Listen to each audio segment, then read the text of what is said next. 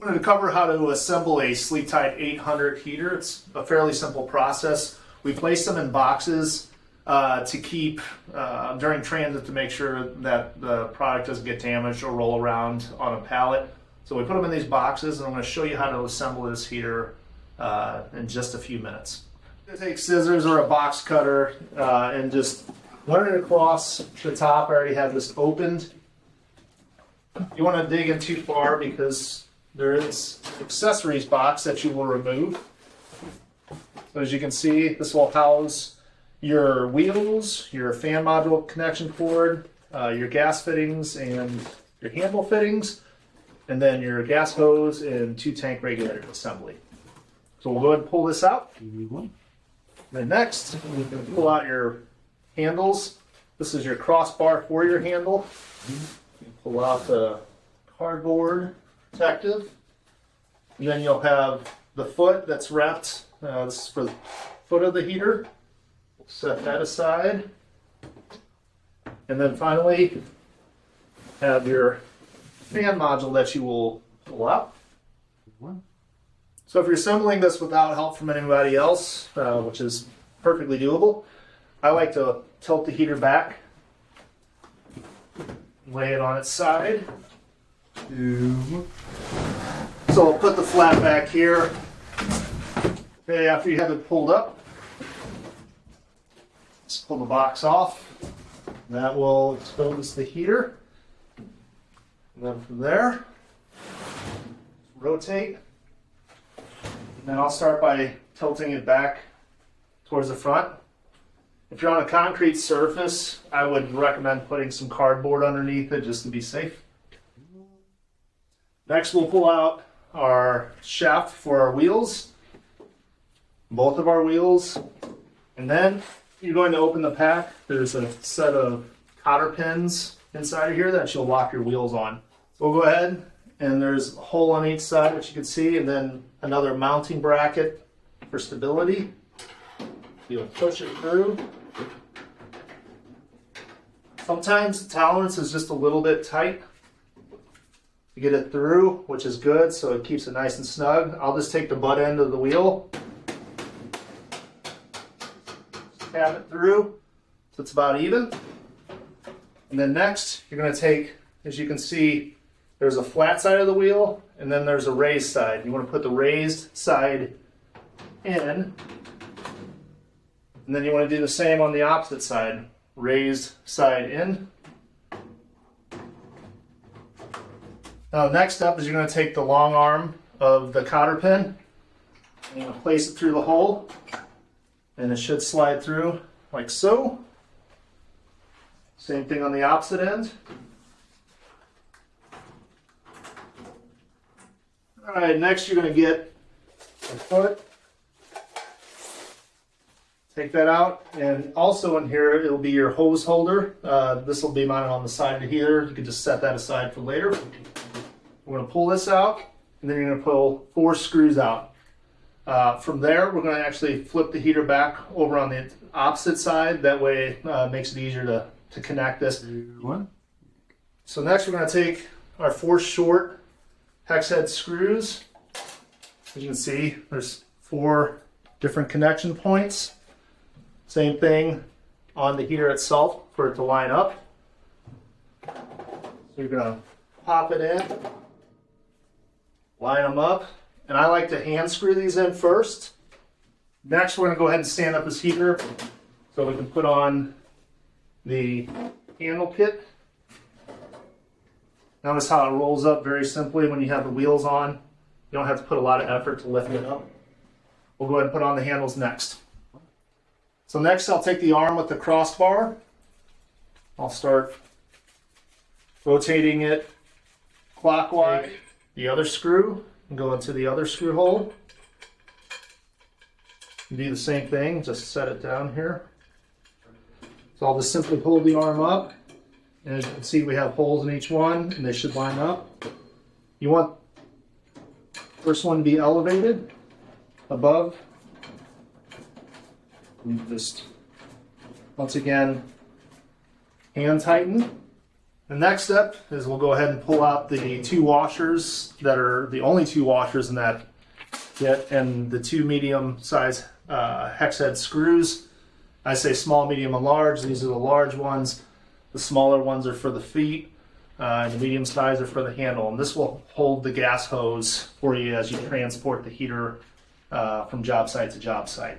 So we'll go ahead and rotate this over to the side so you can see it, and I'll show you how to connect. So I'll take the washer and I'll just go ahead and put the screw in there already, just to keep it a little simpler. As you can see, there's two openings, and then you have your two screw sets there, or pens as we call them. Now I'll just hand tighten this first. Just let that hang, and then we'll take the other washer, put it on the screw, and then repeat the process again. So next up in the process is to make the gas line connection. You're going to have what they call a street elbow. You're going to put the male thread fitting side into the side of the heater, and then you're going to have the female side exposed, hanging out. And this is where you're going to connect your brass fitting and then your 25-foot gas hose. In this step, you're provided something called SleepTight. It is a thread sealant adhesive, blocks gas from coming out. When you make a brass to iron connection, you always need pipe thread sealant. Do not skip this step, otherwise you'll constantly set off your carbon monoxide on your heater if it detects any kind of gas leak. So this helps prevent leaks. This is very important to use in this process. So you're going to start, there's a plastic tab in here that prevents debris from getting inside the fitting. So just take that out and discard it. And then you're going to take your thread sealant. It's a simple rip-off pack here. And when you tear it, you'll have a small amount come out there. If you don't have any brushes or tools, you just do as simple as this. And spread it all over the threads. You want to get at least 4 to 5 threads up. It ain't going to hurt anything if you go all the way up. And just make sure you put a generous amount on there, because this is, if there's any kind of leaks that happen to occur, any looseness, this will help prevent any escape of any propane gas. So we'll set this down, and then we're going to place it, like I said, male side in. And then we'll get a wrench or a pipe wrench to tighten this, and you want to go around a couple more turns to make sure it's in there nice and snug. Once again, we want to prevent any potential for gas leaks. So next up, we'll go ahead and do this, repeat the same process for this, and put a generous amount of pipe thread sealant on this brass. Once again, we don't want to take any chances at leaking. If you get a little bit inside that hole, it's not the end of the world, but we don't want a bunch caked inside there. And we're going to place fitting in there. Hand tighten it. You can see that stuff will start to come out. Just wipe off any excess. I'm going to go ahead and get the gas hose connected. Please note that this has 2 different ends. You have the female swivel end, which connects to the bottom of the heater at the brass fitting there. And then you have the male fitting, which you're going to put your quick disconnect on. I'm just showing for example right now, but we're going to put pipe thread sealant on this as well to help prevent any potential leaks.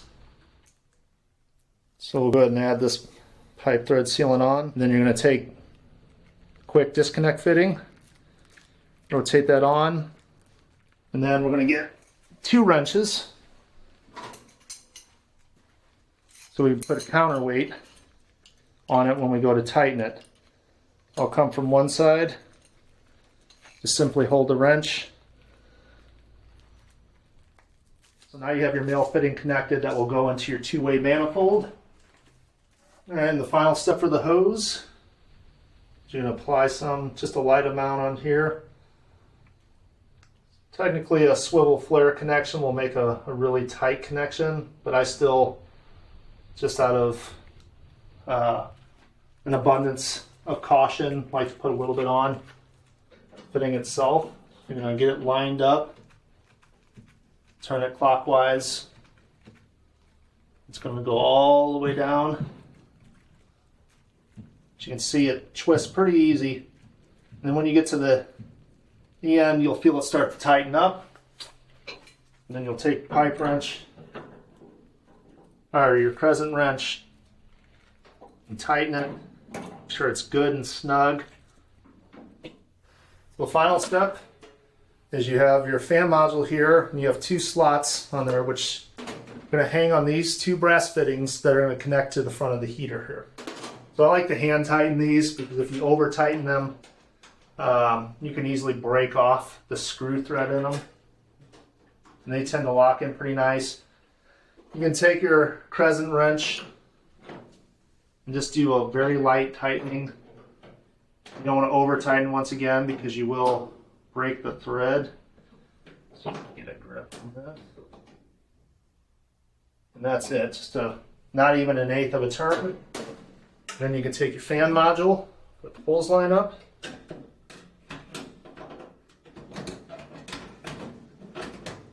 And there you go, your heater is assembled.